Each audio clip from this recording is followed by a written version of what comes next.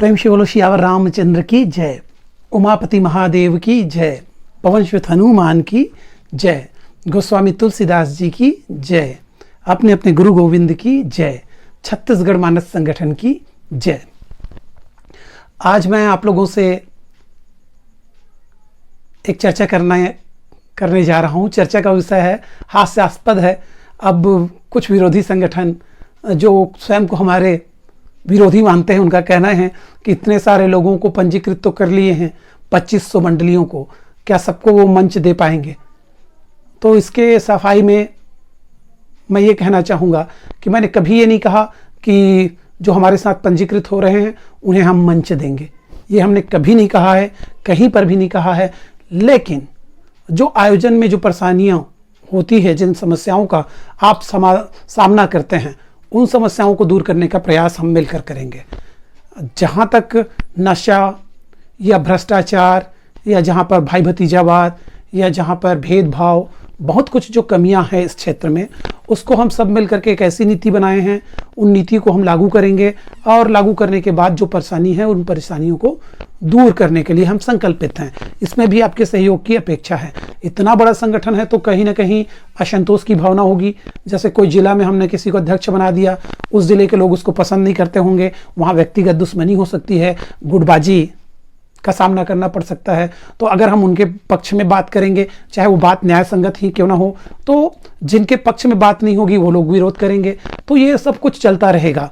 लेकिन इन छोटी छोटी बातों को दरकिनार रखते हुए हमें संगठन के हित में, सार्वभौमिक हित में, व्यक्तिपरक न सोच करके हमें सामाजिकता को ध्यान में रख करके कार्य करना होगा। और मैं अपने संगठन को बनाने से पहले ही मैंने निवेदन किया था कि किसी संगठन से वो क्या सोचते हैं, मुझको उससे मतलब नहीं है। मेरी जो सोच है वो ये है कि सब राम काज कर रहे हैं और सही उद्देश्य को लेकर के संगठित हुए हैं। तो उनके संगठन को नीचा दिखा करके या उनको कमज़ोर बता करके हम अपने आप को बड़े साबित नहीं कर सकते। और सबसे बड़ी बात यह है कि आप उन संगठनों में पहले से हैं तो रहिए भी, और अगर आप बाद में भी जुड़ना चाहते हैं तो जुड़िए। आप 10-12 जितने संगठन में रहना चाहते हैं रहिए, हम मना नहीं करेंगे और हम अपने संगठन से किसी को निकालेंगे नहीं। शर्त यह है कि आपको हमारे संगठन के नियमों का पालन करना है और अनुशासन में रहना है। अगर आप हमारे संगठन की मर्यादा के विपरीत आचरण करते हैं या कहीं कुछ ऐसा असहनीय कार्य कर देते हैं जो साधारण लोक व्यवहार में भी उचित ना हो, तो फिर हमें कठोर निर्णय लेना होगा। लेकिन ये स्थिति मुझे लगता है कि नहीं आएगी। तो आप लोग जो 101 रुपये दे रहे हैं पंजीयन शुल्क के नाम से सहयोग राशि, वो कहाँ जाता है? ये आपके मन में, क्योंकि लोग आजकल गणित कर लेते हैं, आराम से हाथों में जोड़ लेते हैं कि भाई अगर 2500 मंडली है तो 100 रुपया में इतना हुआ, फिर लोगों ने इतना चंदा दिया तो इतना हुआ, ऐसा करके।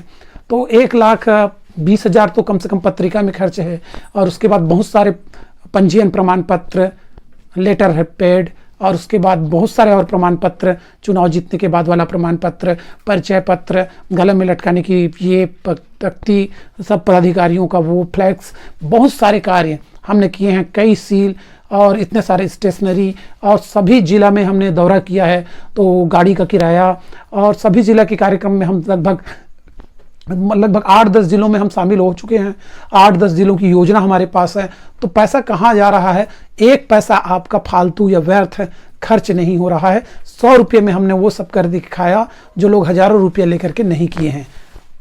लगभग 100 रुपये की लागत की पत्रिका आपके हाथों में हम पहुंचा करके देंगे। अभी आपको रसीद, प्रमाण पत्र, पंजीयन प्रमाण पत्र और वो गले में लटकाने वाला परिचय पत्र, हमने सब जिला अध्यक्षों को राज्य स्तरीय मीटिंग में आमंत्रित किया। जिनको जो प्रपत्र चाहिए, जो प्रमाण पत्र चाहिए, जितनी संख्या में चाहिए आप ले जाएं। ये हमने धमतरी में जब प्रथम मीटिंग हुआ उसमें भी आमंत्रित किया था। लोग घर में आकर के भी ले गए, जो हम जहाँ जहाँ गए वहाँ पर भी खुद से ले जा करके दिए। और कुछ जिले रह गए हैं, उनको नहीं मिलने का कारण यह है कि उनके हिस्से का जो पंजीयन प्रमाण पत्र है या जो दस्तावेज आदि है, सामग्रियां, उसको कोई व्यक्ति ले गया है, वो संबंधित जिला के अध्यक्ष उनसे संपर्क नहीं साध पाए हैं, जिसके कारण से वो नहीं मिला है। अगर नहीं भी मिला हो तो भी हम देने के लिए तैयार हैं। हमारे पास पर्याप्त है, ना भी हो तो हम वो उपलब्ध करा देंगे, इतनी क्षमता हमारे पास है।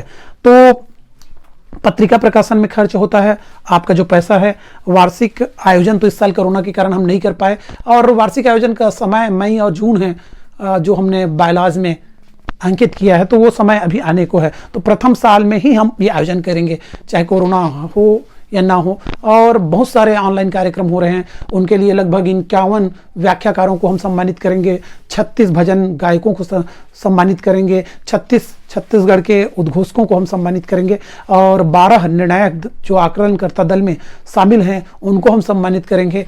महर्षि वाल्मीकि सम्मान, माता सबरी सम्मान, माता कौशल्या सम्मान, इस तरह से मानस के क्षेत्र में समर्पित लोगों को सम्मानित करने की हमारी योजना है। हम उस दिशा में कार्य कर रहे हैं, मोमेंटो आदि बनवा रहे हैं, लोगों से प्रस्ताव आमंत्रित कर रहे हैं।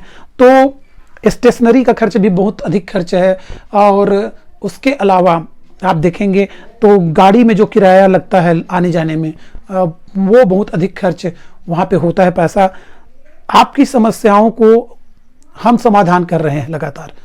जो महिला और पुरुष वर्ग में जो पुरस्कारों में भिन्नता थी उसको दूर कर रहे हैं। जो एक जिला विशेष की मंडलियों को ज़्यादा प्रतियोगिता में शामिल किया जाता था, तो उसको हमने समान अनुपात में करने के लिए निर्देशित किए हैं। उद्घोषक लोग बहुत देर तक बोलते थे, जो प्रवचनकर्ता के प्रवचन को दोहराते थे, उसमें हमने रोक लगाने का प्रयास किया है। तो बहुत कुछ नीति नियम जो बने हैं वो आपके हित में है, आपके समस्याओं को ध्यान में रख करके ये किया जा रहा है। और अभी तो शुरुआत है, ये सब जब ज़मीनी स्तर पर लागू हो जाएंगे तो आपको फ़ायदा इसका मिलेगा। और संगठन में जुड़ने से हमें क्या फ़ायदा हुआ ये आप कहेंगे, तो आपको एक साथ पूरे छत्तीसगढ़ के मंडलियों को जानने का